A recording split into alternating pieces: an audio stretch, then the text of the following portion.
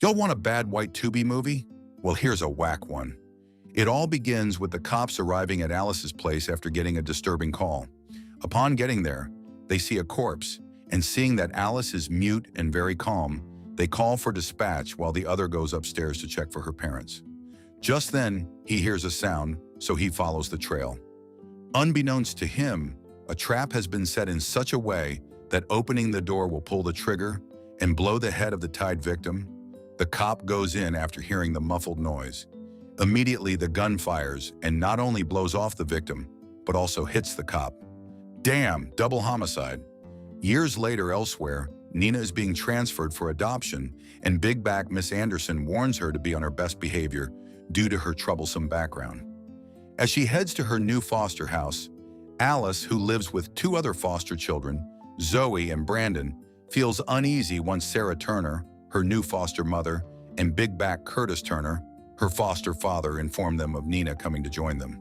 Mom, Brandon's doing that thing in the bathroom again. What died in here? He popped a dookie. Moments later, Nina shows up, and she's warmly welcomed by the others except Alice, who stays outside, so fat back Curtis goes to her and tells her to be polite. Then Curtis leaves for work for an emergency. Meanwhile, as Nina scarfs down her food, I swear we feed her. I'm pretty sure you eat all the food. Alice eventually interacts with Nina by coldly telling her she'll be leaving school early for college, and it seems strange to Nina that Alice would want to leave such a perfect life.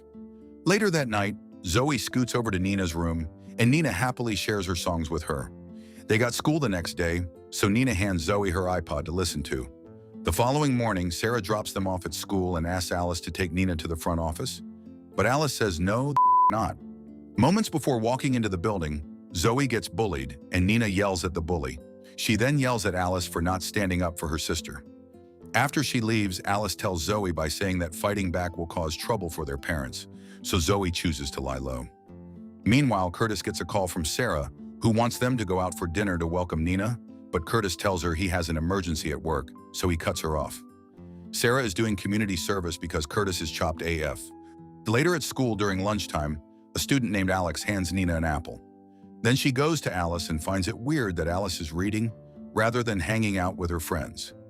Nina tries to know more about Alice, but Alice tells her flatly that they are simply strangers who live under the same roof. As a result, Nina leaves without sharing her apple with her. At the end of the school day, Nina tries taking some photos, but she spots Zoe being bullied and not fighting back. She gets disappointed and walks away.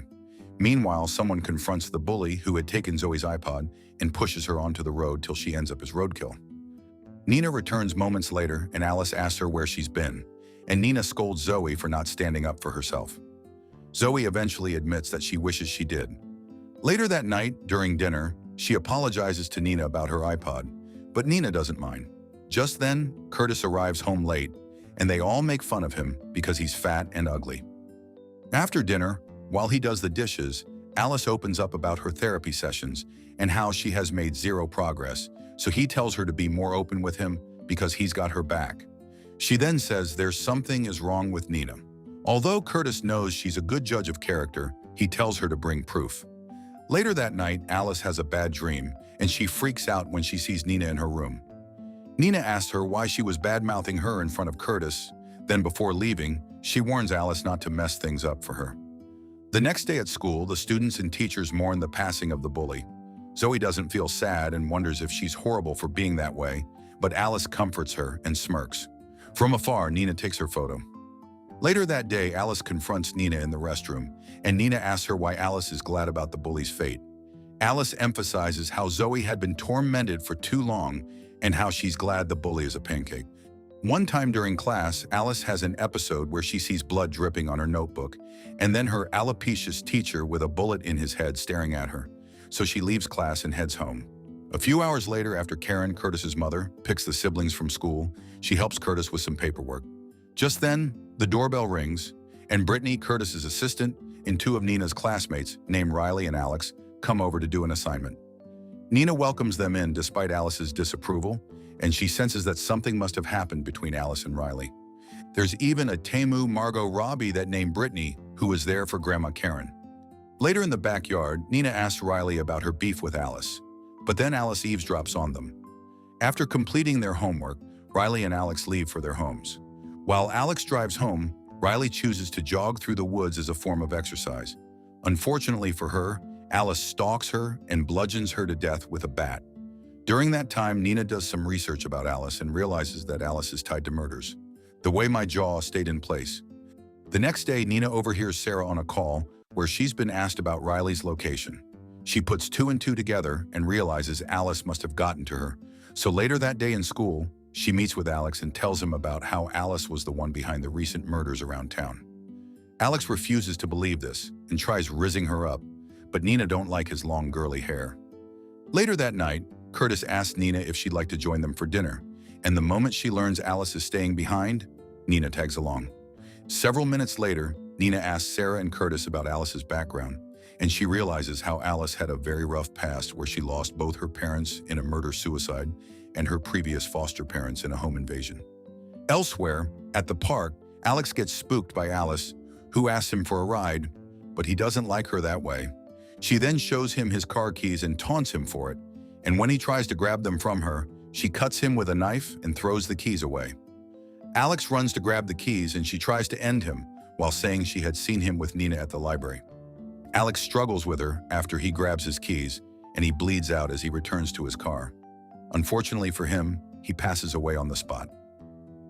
Around that time, Nina gets a message from Alex's phone asking them to meet, and it's about Alice. Later that night, after returning from their outing, Nina tries contacting Alex but doesn't get any response. She gets so impatient that she leaves for the park in the middle of the night and sees his corpse by his car. She rushes to him and sobs after learning of his passing. Moments later, the cops show up and interview her parents, based on the text she got on her phone, but they defend her. They couldn't cast someone else to be the detective. They scold Nina for sneaking out of the house in the middle of the night. When they get home, Alice acts innocently by asking them what had happened, and Nina dashes at her like a crazed person while saying Alice was the one who did it. Sarah stops Nina immediately and sends her to her room, where Nina breaks down in tears. A few hours later, the detective calls the foster parent to the station regarding Nina, and before they leave, Karen shows up to babysit the grandkids, and she is cautious of Nina because Karen is racist. When Nina learns of this, she calls Miss Anderson to come and pick her up. Zoe finds out, and Nina briefs her about Alice being a very bad person. Meanwhile, the Turners learn from the detective about Nina's troublesome past and how she's been unlucky and always in trouble. But all of it sounds like self-defense from getting taken advantage of. Back at home, as Karen goes to the safe to remove some cash, Alice hits her on the head before tying her up and calling someone that she has found the safe. Just then, Brandon walks by and sees her, so he makes a run for it. But she hits him with a hammer and he falls into the pool. Fortunately, Nina and Zoe spot him, so Nina orders Zoe to hide upstairs while she rescues Brandon.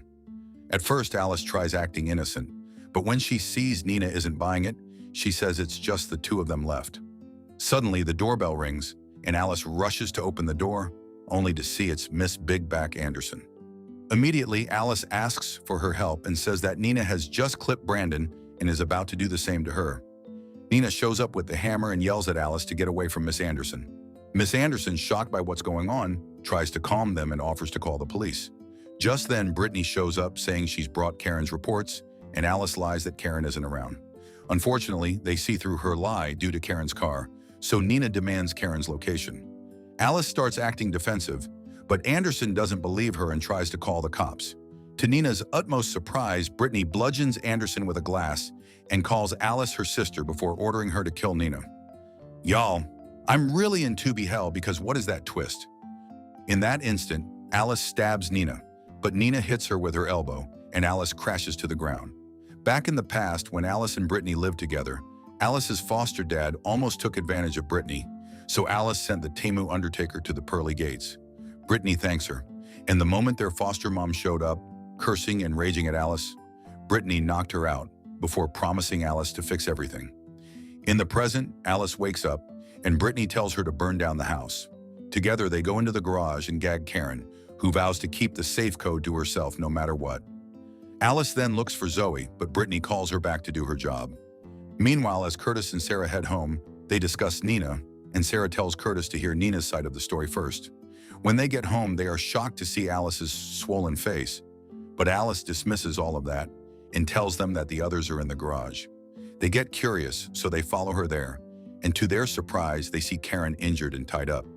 As Curtis dashes towards her, Brittany zaps him with a taser, and as he falls, a huge earthquake almost destroys the house. Sarah, on the other hand, makes a run for it and tries calling the cops, but Brittany attacks her and Alice zaps her before dragging her back into the garage.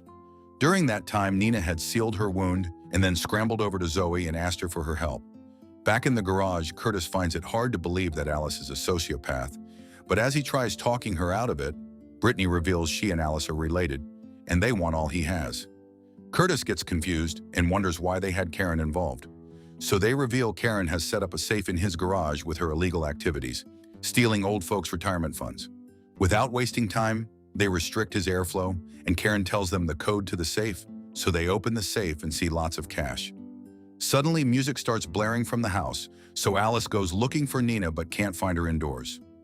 Nina instructs Zoe to go to the neighbors and tell them to call the police. As soon as Zoe runs off, Alice goes after her, but Nina knocks her down with a bat. She then reveals how she plans to make Nina take the fall for everything. Nina argues with her and tries to take her out, but Alice knocks her to the ground and then steps on her wound, while revealing how she had always wanted to slit her throat. All of a sudden, Zoe hits Alice's head with a rock, and Alice cannot fathom what has just happened. So she walks towards Zoe but steps away, causing Alice to fall into the pool. Back in the garage, Brittany makes fun of Curtis' fat tits.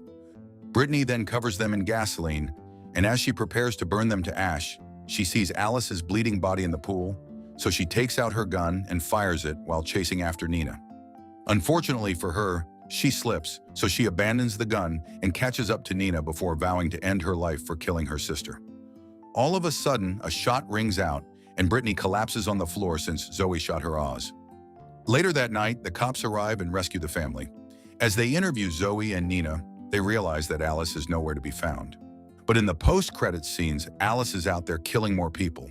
If there is a God, please don't let a part 2 happen. This was like a YouTube home movie. What did you guys think of this one?